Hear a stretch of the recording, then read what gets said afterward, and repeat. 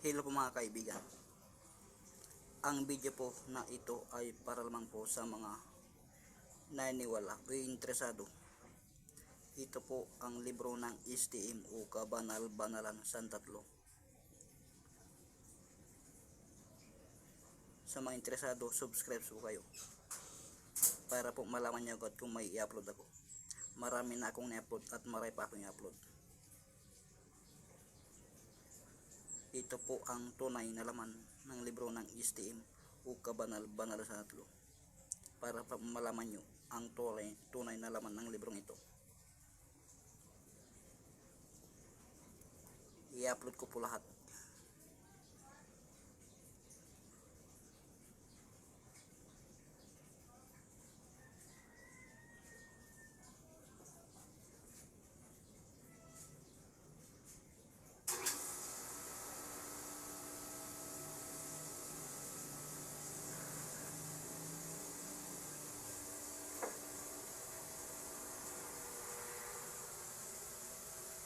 Ingatan nyo lang po ang mga in-upload ko dahil lubhang makapangyarihan at malakas.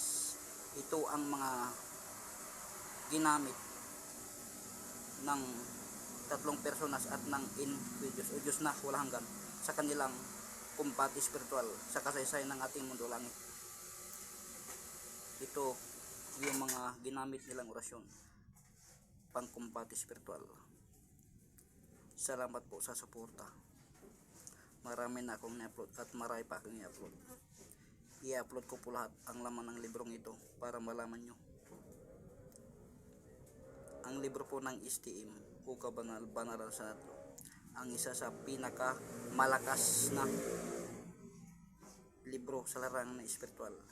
Dito nyo mabasa ang mga orasyon pangkumbati espiritual dahil ito po ang ginamit ng tatlong personas at ng individuals sa kasaysayan ng ating mundo o sa kanilang kumbati spiritual.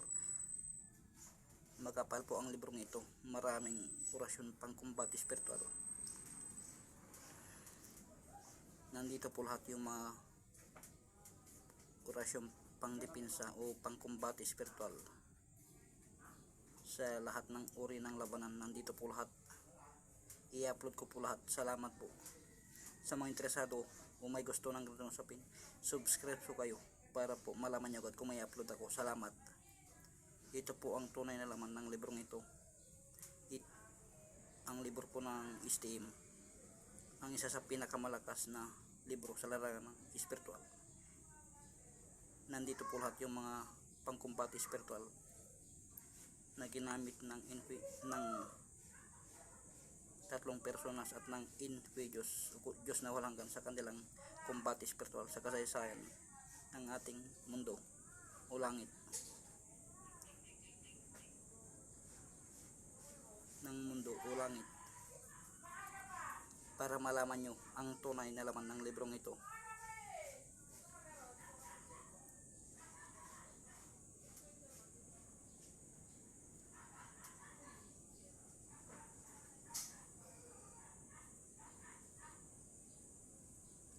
Dito nyo rin makita ang kauna-unahang anyo ng infinite Diyos o Diyos na walang hanggan sa inyong mata na may pakpak at sa kanyang pakpak nakasulat o mabasa ang mga lihim na pangalan ng Diyos.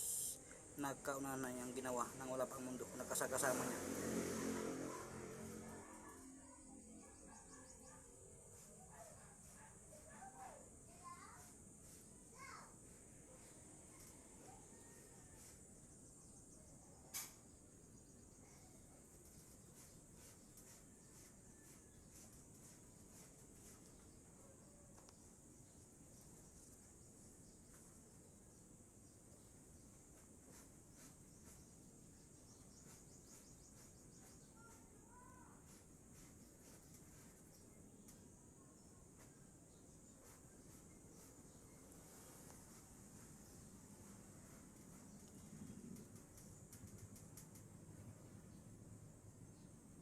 Gamitin po sa tamang pagkakataon.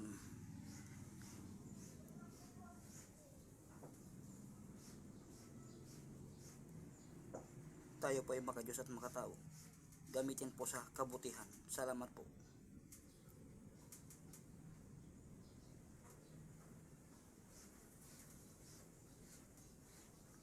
Malakas o lubhang makapangyarihan ang nilalaman ng librong ito.